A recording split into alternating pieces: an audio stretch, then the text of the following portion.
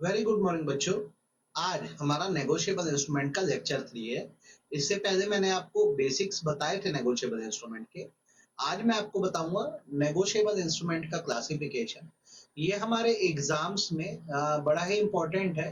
ये क्लासिफिकेशन से हमें डायरेक्ट क्वेश्चंस भी आ सकता है और साथ ही साथ आइडेंटिफाई करने का क्वेश्चन भी आ सकता है कि बताइए कैसा नेगोशिएबल इंस्ट्रूमेंट है।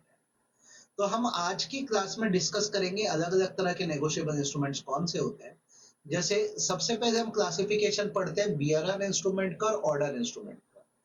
देखिए, इंस्ट्रूमेंट क्या है? एक पीस ऑफ पेपर है, जिसके पास होगा उसके पास मनी क्लेम करने का राइट होगा। जैसे अगर मेरे पास होगा तो मुझे पैसा मिल पाएगा, आपके पास होगा तो आपको पैसा मिल पाएगा।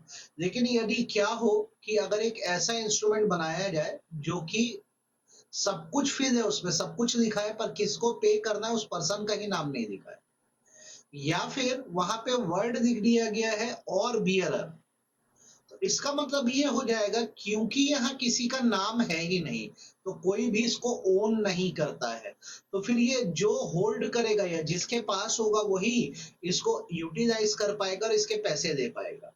तो बियरर इंस्ट्रूमेंट की खासियत ये होती है कि यहाँ पर किसे पे करना है उसका नाम हम नहीं लिखते हैं, या लिख भी देते हैं तो साथ में ये लिख देते हैं कि और बियरर, मतलब जैसे आप चेक में देखेंगे ना तो ये वर्ड लिखा रहता है पे टू डैश और बियरर, मतलब जो चेक लेके जाएगा उसको। अब इसमें जैसे यहाँ लिख दिया मैं पे टू सेल्फ, तो सेल्फ की तो कोई मीनिंग ही नहीं है, तो जो भी लेकर जाएगा उसको पेमेंट हो जाएगी। सिमिलरली जैसे अगर मैं किसी के नाम ट्रांसफर भी कर रहा हूँ या एंडोर्स भी कर रहा हूँ तो मैं ब्लैंक वे में कर रहा हूँ। जैसे कहने का मतलब है कि यहाँ पे ऐसे मैंने लिख दिया पे टू एक्स, लेकिन जब मैंने आगे किसी को एंडोर्स या ट्रांसफर किया तो मैंने उसका नाम ब्लैंक छोड़ दिया। तो क्योंकि आगे किसी का भी नाम नहीं है तो कोई भी जिसके हाथ में ये इंस्ट्रूमेंट होगा वो इसका पैसा निकाल पाएगा। तो कट शॉर्ट करके अगर बात करें तो बियरर इंस्ट्रूमेंट वो है जहाँ पे पेई का नाम ब्लैंक है, ये जिसके पास होता है वही इसको यूज कर पाता है। ठीक है, पेई मतलब जिसको पैसा मिलेगा। तो क्योंकि यहाँ पे किसी का नाम नहीं लिखा है तो अगर आपको इसको किसी के नाम ट्रांसफर करना है तो भाई मियाँ डिलीवरी कर दो, मतलब आप जाओ और हैंड ओवर करके आ जाओ, डिलीवरी कंप्लीट हो जाती है। ठीक है। ऑर्डर इंस्ट्रूमेंट का बेसिकली मतलब होता है वो इंस्ट्रूमेंट जिसमें पर्टिकुलर पर्सन का नाम लिखा हुआ है और यदि आगे किसी को ट्रांसफर भी किया जा रहा है तो उस इंसान का नाम लिखा हुआ है। फॉर एग्जाम्पल यहाँ पे अगर इस तरह से लिखा हुआ है पे टू एक्स, तब सीधी सी बात है ना, पेमेंट किसको होने वाली है? एक्स को होने वाली है। या फिर मान लो ऐसे लिखा हुआ है पे टू एक्स और एक्स बोलता है कि मैं इसको आगे ट्रांसफर करूंगा तो वो बैक साइड में ना वाई का नाम लिख देता है, तो पता है किसको पेमेंट होने वाली है? वाई को पेमेंट होने वाली है। इसे ऑर्डर इंस्ट्रूमेंट बोला जाता है। तो फर्क बस ये होता है कि बियरर इंस्ट्रूमेंट में किसी का नाम नहीं होता है तो जिसके हाथ में आता है वो यूज कर सकता है। इसको ट्रांसफर करने का तरीका मियाँ डिलीवरी। और ऑर्डर इंस्ट्रूमेंट में क्या होता है, क्योंकि नाम लिखा होता है तो इसको ट्रांसफर करने के लिए आपको क्या करना होता है? एंडोर्समेंट एंड डिलीवरी करना होता है, मतलब आप नाम लिखिए और फिर ट्रांसफर करिए। ठीक है।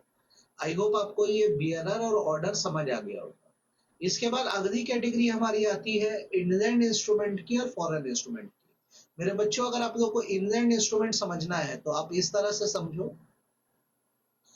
इनलैंड मतलब होता है विद इन इंडिया, मतलब जिसका बनना इंडिया में हो। इसकी बेसिक कंडीशन ये होती है कि आप किसी इंस्ट्रूमेंट को इनलैंड इंस्ट्रूमेंट तब बोलते हो, बेसिक कंडीशन दिख रहा हो ना, ये कंडीशन एकदम फुलफिल होनी चाहिए, इसके बिना इंस्ट्रूमेंट इनलैंड नहीं है। ठीक है, बेसिक कंडीशन ये है कि ये मेड और ड्रॉन इन इंडिया है, बना भारत में है, ये बेसिक कंडीशन है, ये पूरी होनी चाहिए। प्लस इसके साथ आइदर ऑफ कंडीशन, ये दो में से एक कंडीशन पूरी होनी चाहिए। या तो बना है पर्सन रेसिडेंट इन इंडिया पर,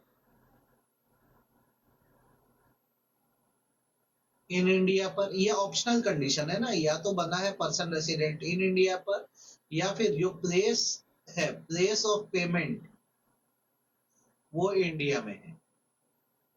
जो प्लेस ऑफ पेमेंट है वो इंडिया में। तो आराम से सीख लो, इनलैंड इंस्ट्रूमेंट वो है जो ड्रॉ और मेड इंडिया में हुआ है, ये बेसिक कंडीशन होनी चाहिए।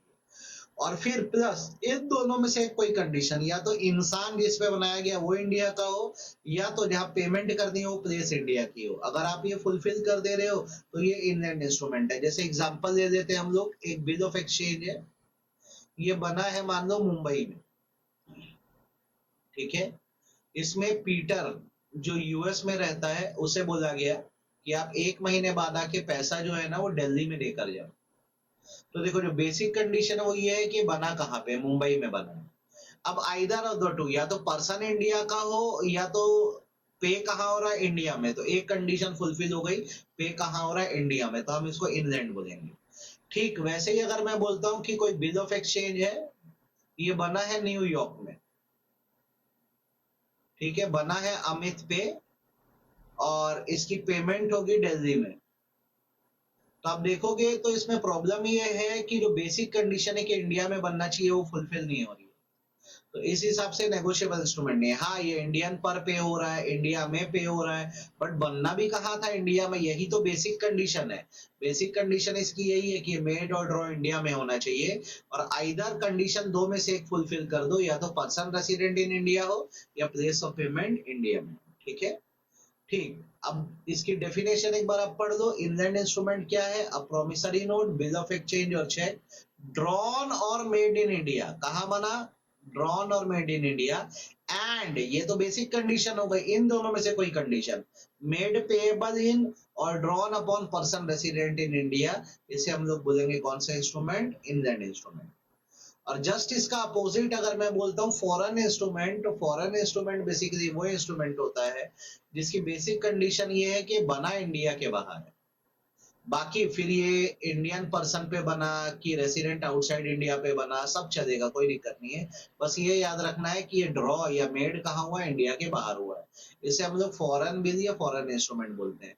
तो कैसे सीखोगे? इनलैंड वो है जो इंडिया में बना, प्लस दो में से एक कंडीशन, या तो पे इंडिया में हो रहा हो या रेसिडेंट इंडिया का। फॉरेन इंस्ट्रूमेंट वो है जो इंडिया के बाहर बना है। अब इसमें कुछ भी हो सकता है, इंडिया में भी पे हो सकता है, इंडिया के बाहर भी पे हो सकता है, इंडियन रेसिडेंट पे भी बन सकता है, पर्सन रेसिडेंट आउटसाइड इंडिया पे भी बन सकता है। ठीक है। ये लाइबिलिटी आपको नीचे दिख रहा है ना, इस पे थोड़ी देर बाद हम लोग बात करेंगे। ठीक है। अब आते हैं हम लोग अगले इंस्ट्रूमेंट पे, इसे बोला जाता है इनकोहेट इंस्ट्रूमेंट। इनकोहेट वर्ड का मतलब होता है इनकम्प्लीट। कई बार क्या होता है कि जिसने नेगोशिएबल इंस्ट्रूमेंट बनाया, जैसे चेक, प्रोमिसरी नोट या बिल ऑफ एक्सचेंज, उसने सारे डिटेल तो डाले, पर उसने क्या किया? अमाउंट को फिल नहीं किया, अमाउंट को ब्लैंक छोड़ दिया। ठीक है। तो ये बोला जाएगा कि जब एक ड्रॉवर, मेकर, एक्सेप्टर कोई नेगोशिएबल इंस्ट्रूमेंट साइन करता है, साइन करके उसे डिलीवर भी कर देता है एक दूसरे पर्सन को, और इंस्ट्रूमेंट को या तो पूरा ब्लैंक छोड़ देता है या इनकम्प्लीट वर्ड करके छोड़ देता है कि ये अधूरा है, तो ऐसे इंस्ट्रूमेंट को क्या बोलते हैं हम लोग? इनकोहेट इंस्ट्रूमेंट बोलते हैं। ठीक है। अब इसमें क्या होता है, जिसको ये इंस्ट्रूमेंट मिला है, मतलब जो इंस्ट्रूमेंट का होल्डर है, जैसे पे टू आशीष, तो आशीष होल्डर है, तो वो उसको कंप्लीट कर देगा और उस पर एक अमाउंट लिख देगा। ठीक है। अब वो जो अमाउंट लिखेगा वो क्लेम कर पाएगा। हाँ, हमें एक बात याद रखनी, मैं आपको यही सिखा दे रहा हूँ ताकि आप अच्छे से सीख लो। मेरा नाम जमशेद है, आप यहाँ पे सीखना मेरी बात को। मेरा नाम जमशेद है। मैंने क्या किया, एक कॉन्ट्रैक्ट किया आशीष के साथ, ध्यान से देखना। और आशीष को, हमारे कॉन्ट्रैक्ट की वैल्यू भी आप देख लो, हमारे कॉन्ट्रैक्ट की वैल्यू 10,000 रुपीज। ठीक है। अब आशीष को मैंने एक नोट बना के दिया जिसमें मैंने लिखा पे टू आशीष, और मैंने क्या किया, अमाउंट को ब्लैंक छोड़ दिया। तो अब मैं ब्लैंक भी छोड़ दूं ना, तो आशीष जो है, जिसका नाम लिखा है आशीष, को हम बोलेंगे होल्डर। आशीष ज्यादा से ज्यादा कितना क्लेम कर पाएगा पता है? जितना हमारे कॉन्ट्रैक्ट की लिमिट है। जैसे हमारा कॉन्ट्रैक्ट 10,000 का था, तो आशीष को ये बात पता है, तो मैं उसको अगर ब्लैंक इंस्ट्रूमेंट भी दे दूं तो उसमें कितना अमाउंट डाल सकता है? 10,000, उससे ज्यादा नहीं। ठीक है। ठीक वैसे ही ये भी बोला गया है कि अगर आशीष ने इसको आगे किसी को ट्रांसफर कर दिया, मान लो अमित को, अमित यहाँ पे हो जाएगा होल्डर इन ड्यू कोर्स, जिसको हम एचडीसी बोलते हैं।